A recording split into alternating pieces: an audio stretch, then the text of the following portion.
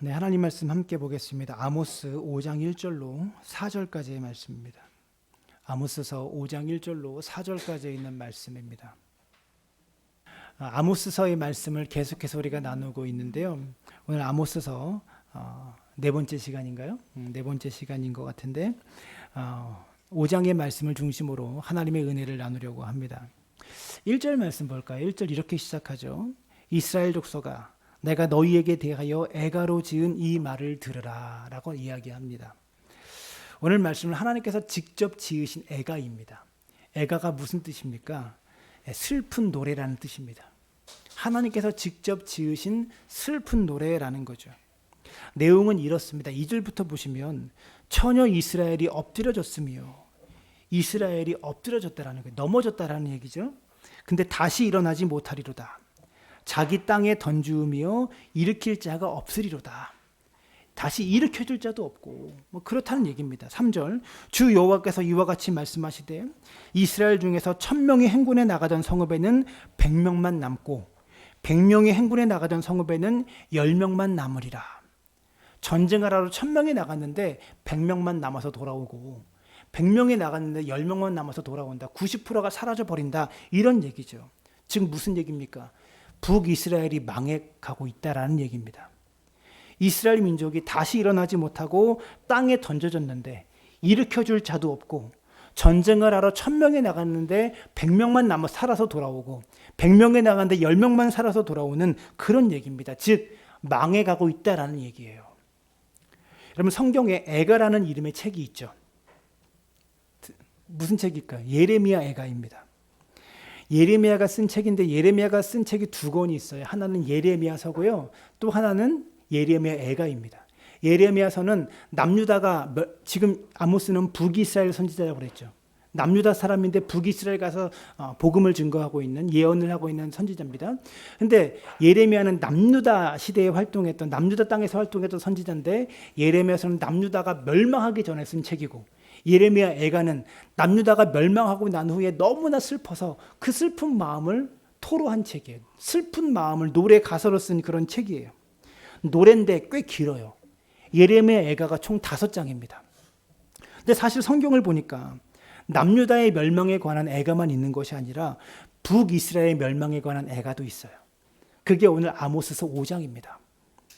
차이가 있다면 예레미야 애가는 남유다 땅이 멸망하고 난 뒤에 슬퍼서 쓴 이야기이고 아모스 5장에 나오는 북이스라엘에 대한 이 애가는요. 멸망하기 전에 경고의 성격으로 준 애가입니다.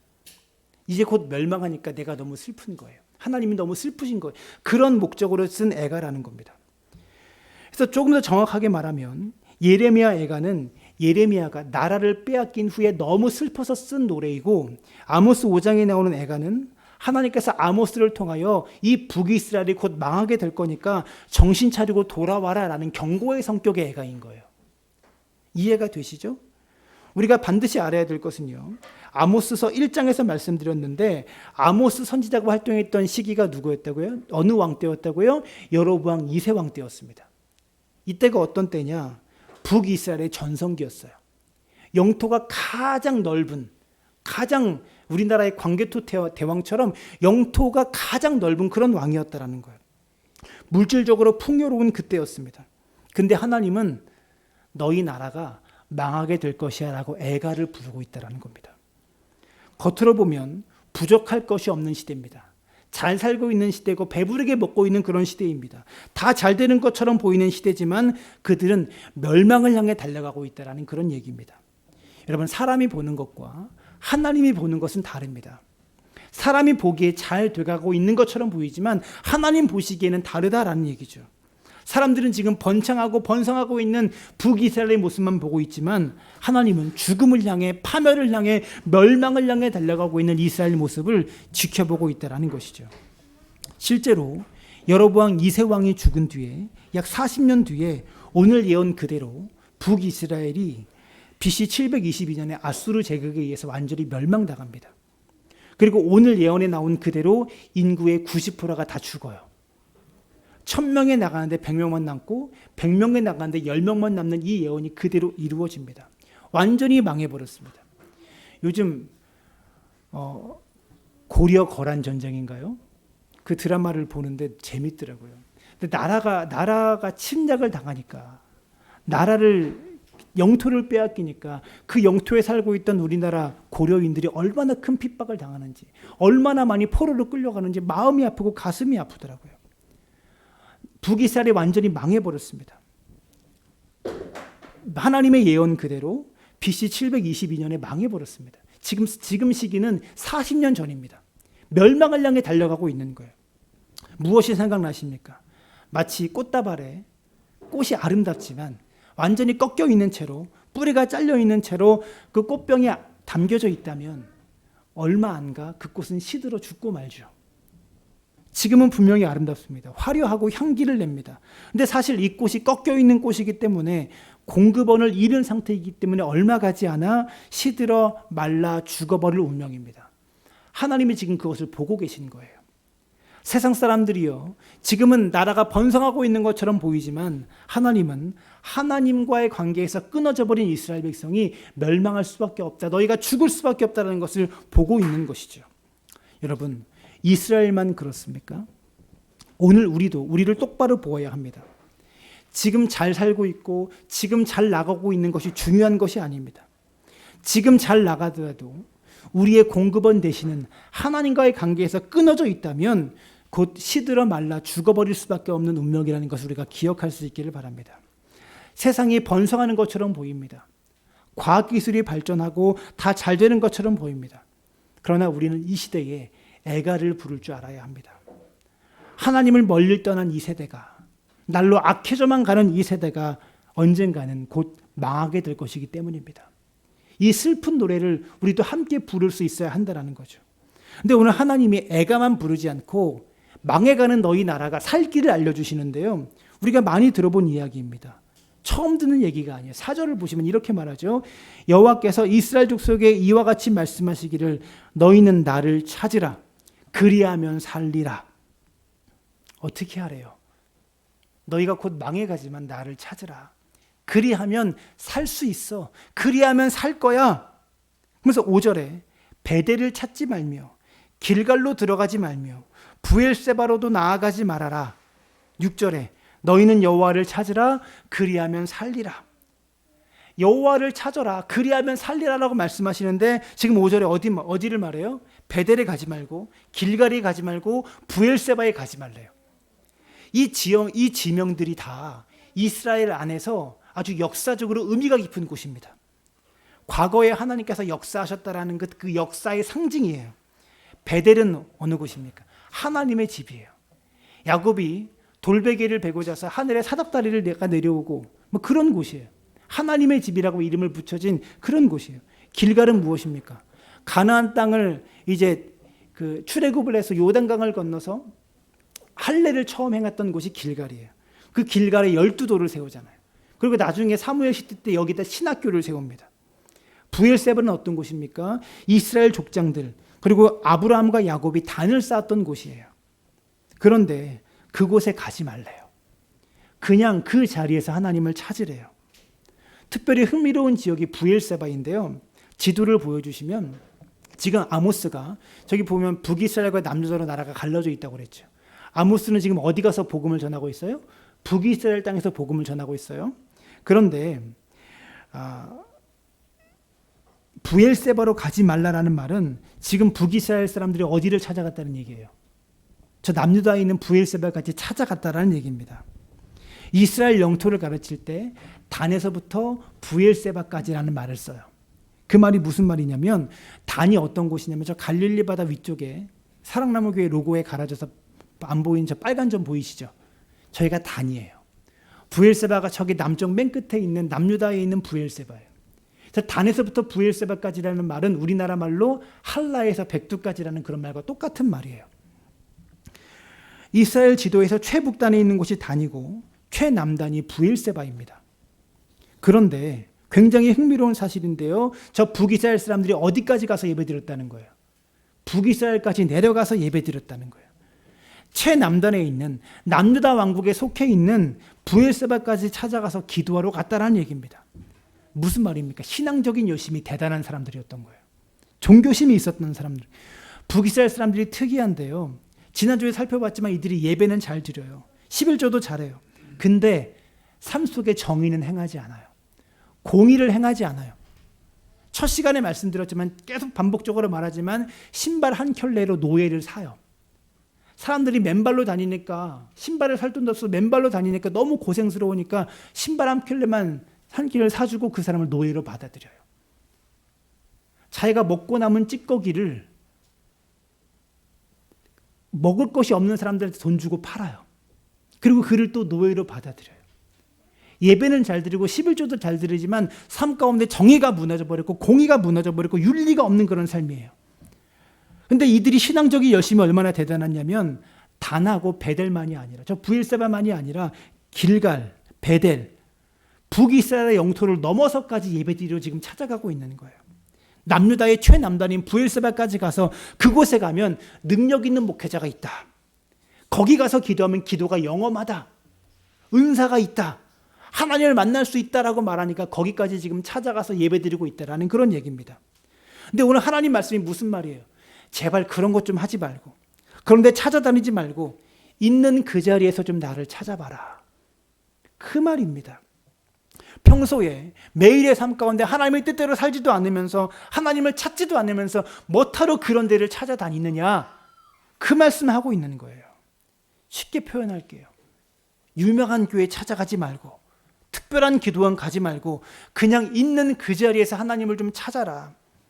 네가 있는 그 삶의 자리에서 하나님을 찾지도 않는데 뭐하러 휴가 내서 부흥회 가고 휴가 내서 기도원 다니고 왜 그러느냐. 그런데 가지 말라는 거예요. 오늘 말씀을 통해 좀 깨달았으면 좋겠습니다.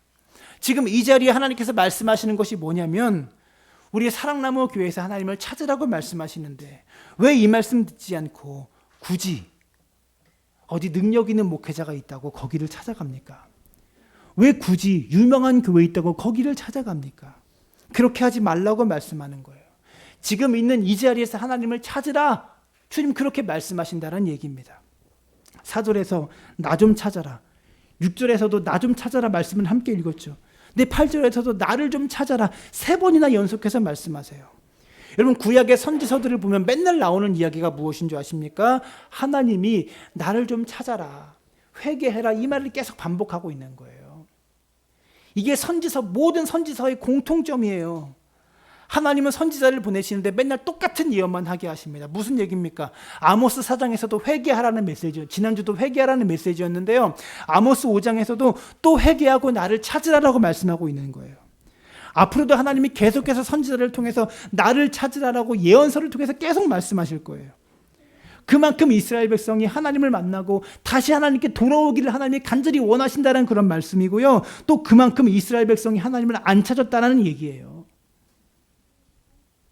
하나님의 선지자를 통해서 그렇게 말씀하셨지만 이스라엘이 철저하게 외면하고 있었다는 얘기입니다. 이 선지자도 와서 회개하라고 그러고 저 선지자도 와서 회개하라고 그래요. 그러니까 별로 감동이 없어요. 여러분 하나님이 왜 계속 똑같은 말을 하시는가를 우리가 알아야 합니다. 이렇게 똑같은 말을 계속 하시는데도 이스라엘 백성이 안 돌아오니까 계속 하시는 거예요. 그래서 결국 하나님이 어떻게 하시느냐. 이제 이런 얘기도 안 하겠다. 더 이상 이런 얘기도 안 할 거야 라고 하세요. 아모스 8장 11절에 이렇게 말합니다. 주 여호와의 말씀이니라. 보라 날이 이를지라.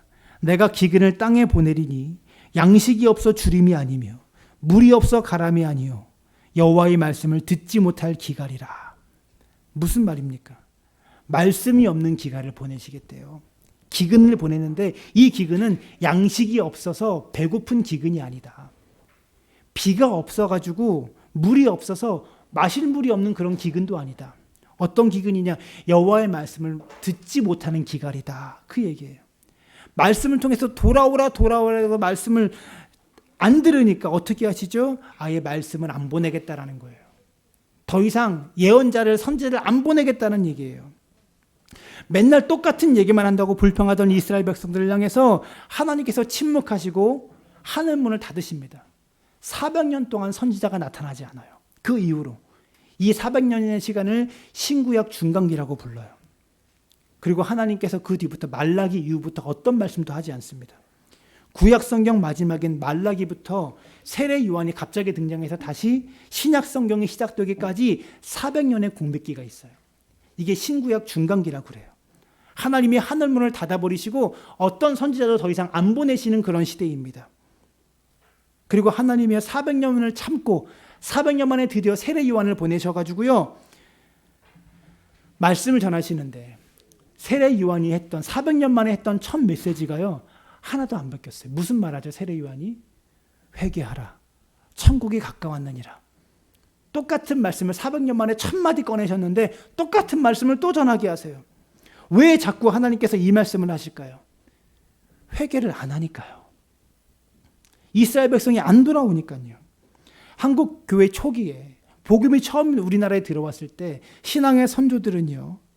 말씀을 들으면서 회개하고 오열했어요. 이 말씀 앞에 가슴을 치고 통곡하고 주체할 수 없는 눈물을 흐리면서 그렇게 회개하고 부흥이 일어나는 일들이 한국교회 초기에 있었어요. 근데 지금은 우리는 회개하라는 말씀을 들어도 별로 감흥이 없어요. 왜요? 맨날 설교 시간에 목사님이 하는 말씀이 회개하라는 얘기를 늘 듣는 얘기니까. 이게 한국교회 안에서 100년 동안 이 말씀이 선포되고 펼쳐졌으니까. 여러분들 얼마나 신앙생활하면서 이 메시지 많이 들었어요. 우리가 이렇게 생각하고 있는 것 같아요. 우리가 하나님 앞에 진짜 탄식했으면 좋겠습니다. 에스라서를 보면요. 하나님의 말씀을 듣고 떠는 자가 있었대요. 이 말씀을 듣는데 사람들이 떨어요. 우리가 지금은요. 북이스라엘 남유다를 욕할 게 아니에요. 왜 회개 안 하냐라고 욕할 게 아니에요. 우리가 지금 그러고 있다니까요. 너무 많이 들은 메시지라서 너무 식상한 메시지라서 맨날 듣는 얘기인데 뭐 똑같은 자세로 지금 회개하라는 메시지를 똑같은 자세로 우리가 듣고 있는 거예요. 이 북이스라엘의 이 이야기가 남 얘기가 아니에요. 우리 얘기예요. 여러분 하나님 말씀을 존귀하게 여기는 은혜가 있기를 바랍니다. 이 말씀을 두렵게 여기는 은혜가 있기를 간절히 바랍니다. 이스라엘 백성이 하도 말을 안 들으니까요. 네가 잊고 있나 본데 너 내가 누군지 알아? 이렇게 말씀하시면서 8절을 보시면 묘성과 삼성을 만드시며 무슨 말입니까? 우주를 만드셨다는 얘기예요. 하나님이. 이스라엘 백성은 지금 우리처럼 천체만원경으로 또 사진을 통해서 우주를 볼 수 없잖아요. 이 말씀을 이스라엘 백성들보다 우리가 더 잘 이해할 거예요. 지금. 이스라엘 백성보다 우리가 훨씬 더 이 큰 우주를 잘 알기 때문에 하나님께서 얼마나 위대하고 광대한 분이신지 우리는 알 수 있어요. 하나님이요. 우주를 창조하신 분이십니다. 8절을 계속해서 보시면 묘성과 삼성을 만드시며 사망의 그늘을 아침으로 바꾸시고 낮을 어두운 밤으로 바꾸시며 바닷물을 불러 지면에 쏟으시는 이를 찾으라. 그의 이름은 여호와시니라. 낮이 밤으로 바뀌고 밤이 다시 낮으로 바뀌는데 오늘날 우리는 왜 그렇게 밤낮이 바뀌는지 알죠? 태양을 중심으로 지구가 한 바퀴 도니까 좌전을 하니까 지구가 좌전을 하니까 이 태양 쪽에 있으면 낮이 되고 태양 뒤쪽에 있으면 밤이 되는 거잖아요. 우리는 알아요. 근데 이 당시 이스라엘 백성은 지구가 한 바퀴 돈다는 사실을 압니까 모릅니까? 모르는 시기였잖아요. 이 말씀을 못 깨닫는 거예요. 근데 성경을 선언합니다. 이게 하나님이 명하신 일이라고. 바닷물을 불러내어 지면에 쏟으시는 일을 찾으라. 비가 왜 오죠? 태풍이 왜 오죠? 여름에 온도가 올라가면 바닷물이 수증기가 돼서 증발해서 하늘로 올라가니까 그 하늘로 올라간 바닷물을 땅에 다시 쏟아내는 거예요. 하나님이. 그 얘기할 수 하고 계신 거예요. 과학이 발견한 물의 순환, 이 이야기가요. 수천 년 전에 성경에 나옵니다. 내가 그렇게 명했다. 내가 그렇게 만들었다라는 거예요. 그런데 이스라엘 백성들은 왜 물이 그렇게 순환하는지를 모르겠죠. 근데 오늘 본문에 하나님이 선언하십니다. 내가 그렇게 정했다고. 그래서 비가 오는 거야. 그런데 그 하나님을 우리 머릿속에 있는 두부 한 모 정도밖에 안 되는, 여러분 마트에 가서 두부 사보시면 그 두부 한 모 정도밖에 안 되는 그 크기가 우리 뇌의 크기예요. 그 뇌로, 그 작은 뇌를 가지고 하나님이 어디 있냐, 나 하나님을 이해 못하겠다, 맨날 똑같은 말만 하나님은 하신다라고 따져요. 하나님은요, 우주의 창조자를 좀 찾아라. 헛되고 헛된 것에 인생 낭비하지 말고 하나님을 찾으라고 말씀하고 있어요. 그런데 우주를 지으시고 온 우주를 운행하신 하나님이 9절에서 경고하시는데 그가 강한 자에게 갑자기 패망이 이르게 하신즉 그 패망의 산성에 미치느니라. 이 온 우주를 낮과 밤을 명령하셔서 낮과 밤이 바뀌게 하시고 바다를 명령하셔서 물에게 명령하셔서 하늘로 올라갔다가 땅에 쏟아내라고 명령하신 그 하나님이 강한 자를 갑자기 패망에 이르게 못하실까요? 약한 자를 갑자기 강하게 못하실까요? 그렇게 하신대요. 그가 강한 자에게 갑자기 패망에 이르게 하신지 그 패망의 산성에 미치느니라. 여러분 지금 잘 나간다고 지금 강하다고 교만하지 마십시오. 우주를 지으신 하나님이 갑자기 망하게 하실 수 있습니다. 지금 북이스라엘이 잘 나가고 있거든요. 여로보암 2세 왕 때 지금 최고의 전성기를 이들이 보내고 있거든요. 하나님을 두려워할 줄 모르는 이스라엘 백성들 이들을 향해 하나님께서 무섭게 심판하시는데요. 11절을 보시면 너희가 힘없는 자를 밟고 그에게서 미래의 부당한 세를 거두었은 즉 힘없는 자를 밟고 지난주에 갑질 얘기했죠. 힘없는 자를 강탈하고 밟고 부당한 세금을 너희가 거두었은 즉 너희가 비록 다듬은 돌로 집을 건축하였으나 거기 거주하지 못할 것이요 아름다운 포도원을 가꾸었으나 그 포도주를 마시지 못하리라. 니들이 이렇게 정의를 행하지 않고 공의롭게 살지 않았으니까 멋진 돌로 집을 지었는데 그 속에 못 들어가 살 거야. 그 속에 들어가서 못 살 거야. 포도원을 멋지게 이렇게 만들었지만 포도주는 하나도 못 마실 거야. 이렇게 말씀하고 있는 거예요. 이게 무슨 말이냐? 하나님이 이스라엘 백성을 출애굽시키면서 구약 성경의 신명기에 출애굽시키면서 말씀하셨어요. 너희가 나를 잘 섬기고 내 말을 지키고 살면 너희는 이런 복을 받을 거야. 신명기 6장 10절인데요. 내 하나님 여호와께서 내 조상 아브라함과 이삭과 야곱을 향하여 내게 주리라 맹세하신 땅으로 너를 들어가게 하시고 지금 들어가 있는 상태죠. 약속하신 땅에 들어와 있습니다. 근데 내가 건축하지 아니한 크고 아름다운 성읍을 얻게 하시며 너희를 손으로 안 지었는데 크고 아름다운 성읍을 얻게 하시겠대요. 지금 이스라엘 백성 어떤 저주를 받아요? 자기가 집을 지었는데도 그 속에 못 산대요. 11절을 또 볼까요? 내가 채우지 아니한 아름다운 물건이 가득한 집을 얻게 하시며 내가 파지 아니한 우물을 차지하게 하시며 내가 심지 아니한 포도원과 감람나무를 차지하게 하사 내게 배물리 먹게 하실 때에. 이게 하나님의 약속이었어요. 놀라운 약속이잖아요. 근데 이스라엘 백성이 받은 저주를 보시면 너희가 비록 다듬은 돌로 집은 건축하였으나 거기 거주하지 못할 것이요 아름다운 포도원을 가꾸었으나 그 포도원을 마시지 못하리라. 신명기에 약속한 복을 하나님이 뒤집어 버리시겠다는 거예요. 내 약속 안 지킬 거야 이 말씀하시는 거예요. 사랑하는 여러분, 하나님의 약속을 성취할 수 있을 만한 삶을 사시기 바랍니다. 삶 속에서 정의를 행하고 공의를 행하며 살 수 있기를 바라요. 이게 여러분의 삶의 가장 중요한 가치가 되어지길 바랍니다. 그래서 14절을 보시면 너희는 살려면 선을 구하고 악을 구하지 말지어다. 진짜 살고 싶어? 하나님을 찾으라고 말씀하셨고 두 번째 살 수 있는 방법이 뭐예요? 선을 구하고 악을 구하지 말래요. 하나님만 찾는 것이 아니라 선한 일을 행해야 된대요. 정의를 행하고 공의를 행해야 된다는 거죠. 여러분, 우리가 하나님을 찾으려면 하나님의 속성을 알아야 되는데 하나님은 본질상 선하십니다. 악을 싫어하시는 분이십니다. 15절을 보세요. 너희는 악을 미워하고 선을 사랑하며 성문에서 정의를 세울지어다. 성문에서 정의를 세우래요. 성문은 도시를 통치하는 통치 장소였어요. 근데 그곳에서 정의를 세우라고 말씀하고 있는 거예요. 근데 이스라엘 백성의 문제는 뭐냐? 예배는 열심히 드렸다는 거예요. 근데 하나님이 너희가 예배 드리는 그것만으로 나는 만족하지 못하겠다. 7절을 보니까 정의를 쓴쑥으로 바꾸며 공의를 땅에 던지는 자들아. 21절 내가 너희 절기들을 미워하며 멸시하며 너희의 성회들을 기뻐하지 아니하나니 너희가 내게 번제나 소제를 드릴지라도 내가 받지 아니할 것이요 너희의 살찐 희생의 화목제도 내가 돌아보지 아니하리라. 우리의 절기와 번제나 소제나 화목제를 하나님이 기뻐하시지 않는 이유는요, 그들에게 정의가 없고 공의가 말라버렸기 때문에 하나님이 아무리 절기를 열심히 드려도 아무리 예배를 열심히 드려도 기뻐하시지 않는다라는 얘기입니다. 지난주 아모스서 4장과 동일한 말씀이 선포되고 있는 거예요. 예배는 기뻐하시지만, 예배는 원하시지만 하나님은 예배하는 자의 삶에 관심이 더 많으세요. 주일에 예배는 드리지만 월요일부터 토요일까지의 삶 속에서 정의와 공의를 바르게 행하고 있는가를 하나님이 더 주의 깊게 보신다고요.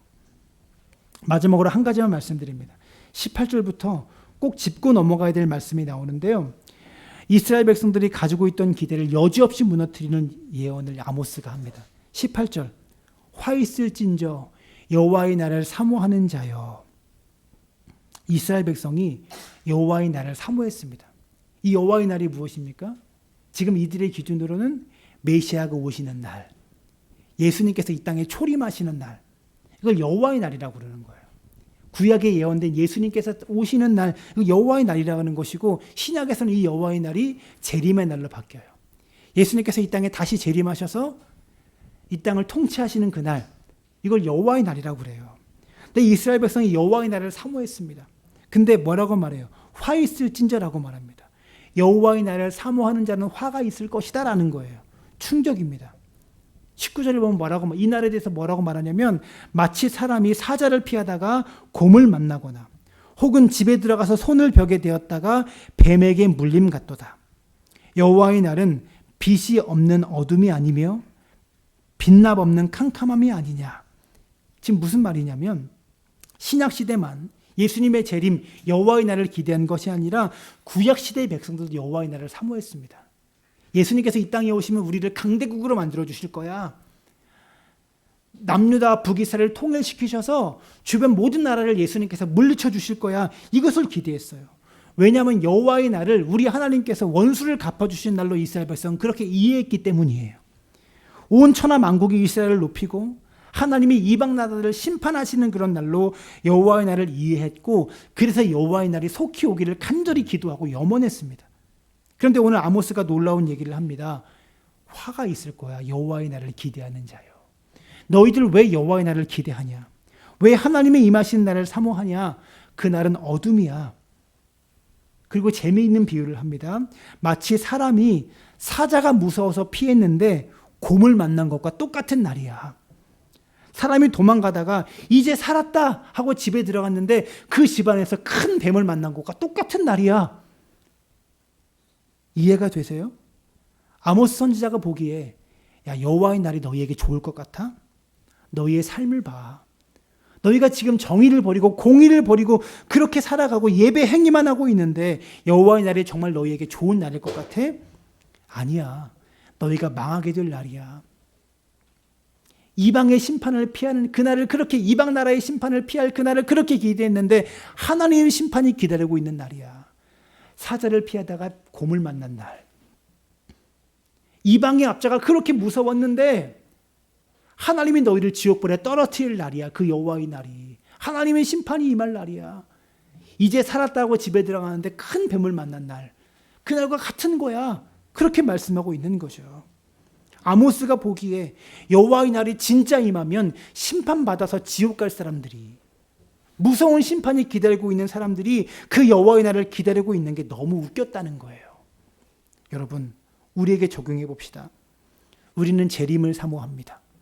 여호와의 날을 기대합니다. 주 예수여 어서 오시옵소서. 인생에 빚이 너무 많아서 여호와께서 빨리 오셔서 이 빚을 다 탕감해 주시길 원하는 사람도 있고, 인생에 여러 가지 어려움이 많아서 예수의 재림의 날, 이 땅이 끝나는 날이 빨리 속히 오기를 간절히 바라는 사람도 있어요. 우리가 왜 그날을 사모합니까? 똑같은 기대를 갖고 있는 거죠. 예수님 오시면 모든 사람이 다 심판받을 거고, 그래도 우리는 예수 잘 믿는 사람이니까 칭찬받을 거야. 그런데 열 처녀의 비유에서 뭐라고 말씀하시는지 아세요? 열 처녀들이 다 신랑 오기를 사모했는데 막상 신랑이 왔는데 기름이 준비된 5명의 처녀에게만 좋은 날이었어요. 기름이 준비 안 된 5명의 처녀는 무서운 날이었어요. 그 날이 좋은 날이 아니었었다라는 거죠. 여러분, 우리가 사모하는 예수 그리스도의 재림의 날이 우리가 하나님 안에 거할 때에만, 주님 안에 있을 때에만 복된 날이 될 거라는 사실을 아십니까? 내가 주님 앞에 보여드릴 열매가 있어야 그 날이 나에게 기쁜 날이 된다는 거예요. 오늘 아모스가 그것을 경고하고 있는 겁니다. 야, 너희는 왜 여호와의 날을 그렇게 사모하고 있어?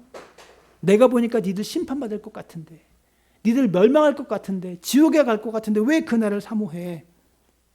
여러분, 우리도 예수 그리스도의 재림의 날을 기다리죠. 성경은 오늘 우리에게 동일하게 묻습니다. 너 그 날을 왜 사모하고 있니? 그 날이 정말 너에게 좋은 날이 될 것 같아?